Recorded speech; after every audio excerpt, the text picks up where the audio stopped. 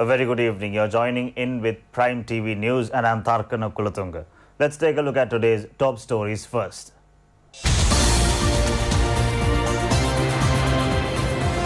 President arrives in the US to attend the UN sessions. Crisis within the joint opposition continue to aggravate.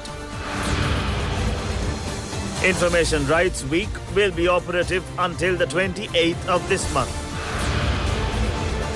In headlines overseas, Ibrahim Mohamed Soli wins the Maldives presidential election.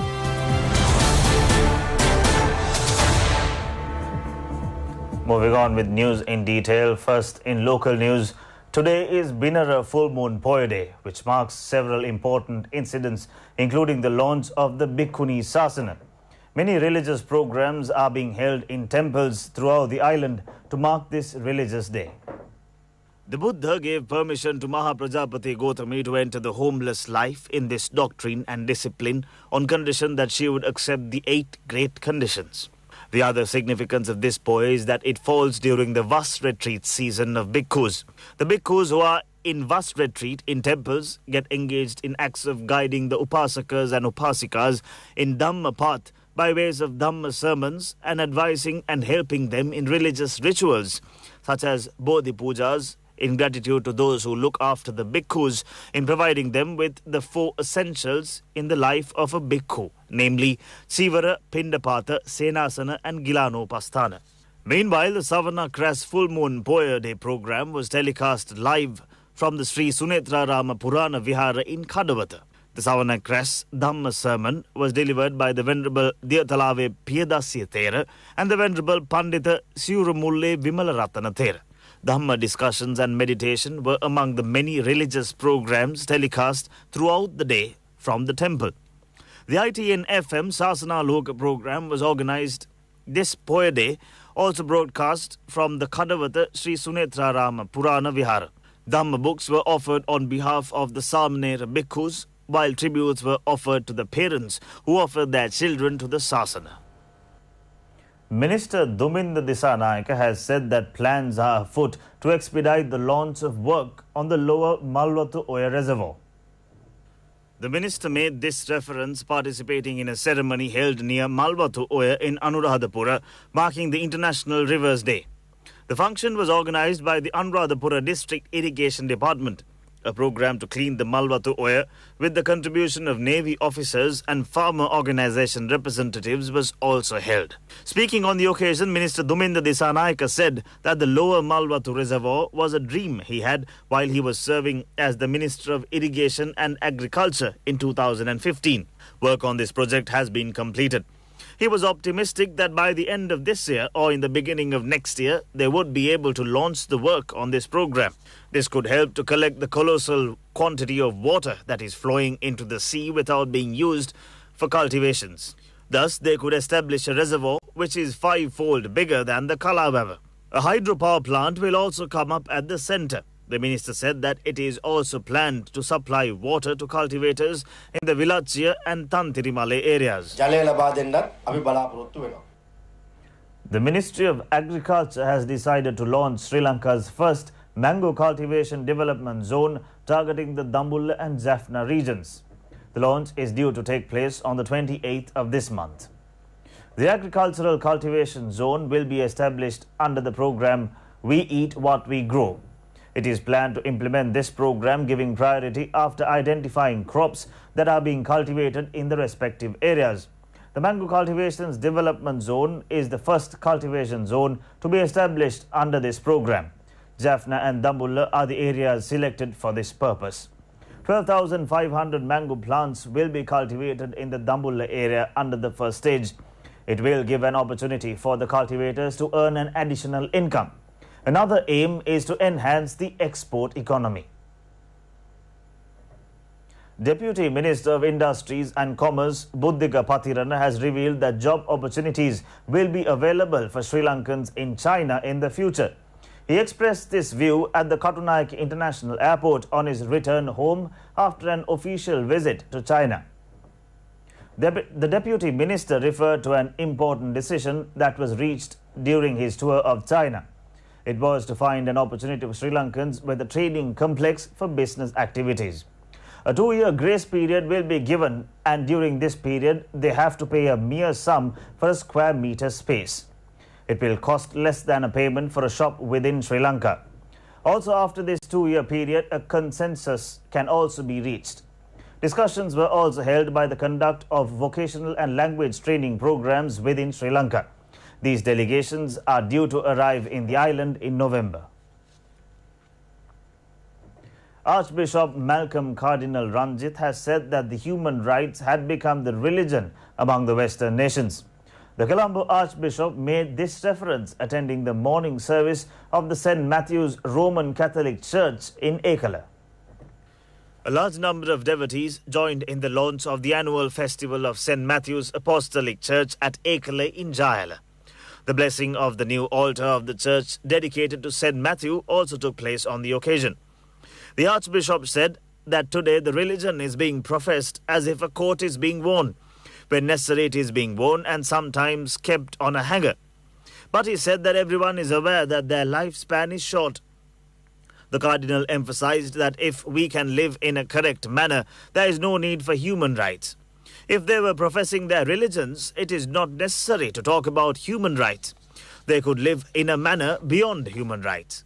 He also added that though the Western nations attempt to teach lessons on human rights to Sri Lanka, it has a multi-religious society that practice human rights through religion for centuries.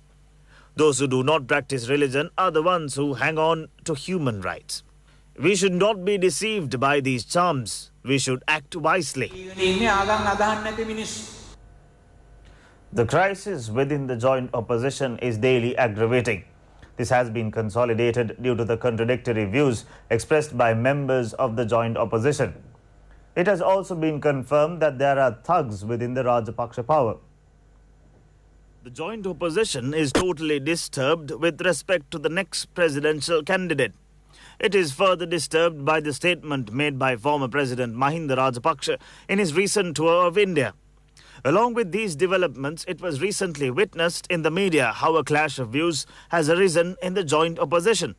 A fierce psychosis reigned in society due to murders, crimes and abductions during the past regime. Groups within the joint opposition have now begun to talk openly on the crimes that were committed during that period. This was explicitly clear from the statement made by parliamentarian Kumara Welgama to the media in Kalutara. Following queries made by journalists whether Gotabaya Rajapaksa will be fielded as the candidate at the next presidential elections, Kumara Welgama mentioned that it is useless talking about this matter. It is now clear that the joint opposition has already divided into several groups and was dreaming of a future presidential candidate. This is very clear from the contradictory statements and views expressed by each of them. It has been further clarified that there is a dire opposition to family rule within the joint opposition itself. Based on these contradictory views, the crisis within the joint opposition is coming to the centre stage on a daily basis. The Sri Lanka Customs says it is necessary to bring in quarantine certificates for plants, animals, meat and fruits brought in from other countries. If not, the Customs pointed out that these would be seized and destroyed at the airport itself. The Sri Lankan Customs has drawn its dire attention to the declaration of the things that are being brought into the country when entering the island nation, and also to the Plant Protection Act and the Wildlife and the Fauna and Flora Protection Ordinance. It is in this manner that vegetables, fruits and other things are being seized at the airport for not possessing quarantine certificates.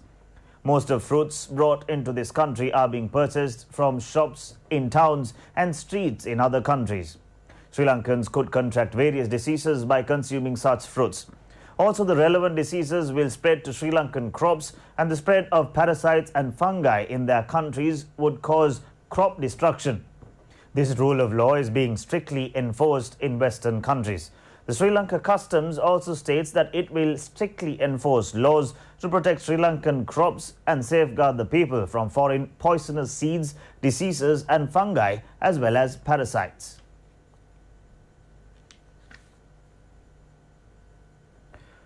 Sri Lanka's first Information Rights Week will be operative until the 28th of this month.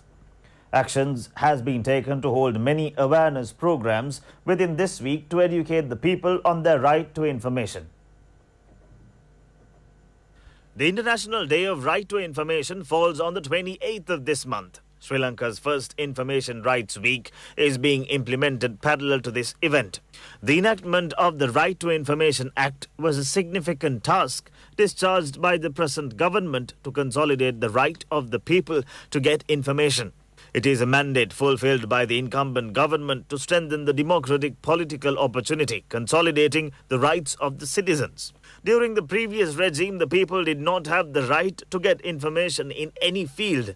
As such, information on all malpractices was swept under the carpet. Also, there were dire objections to the government for bringing in an Information Act. Initiatives have been taken to educate the people on the Right to Information Act approved by the present government. The Right to Information mobile service to educate the Jaffna polity was held today. It was held at the Veerasingham Hall in Jaffna under the patronage of Additional Secretary to the Ministry of Finance and Mass Media, Tilaka Jayasundara. Several academics, including Government Information Director General Sudarshana Gunawardana, joined in the occasion. The Jaffna rural community, representatives of civil organizations and university students were represented on the occasion. The Japanese government is implementing a special program for the development of secondary-level hospitals in Sri Lanka. This is a joint effort of the Japanese government and the Japanese International Cooperation Agency.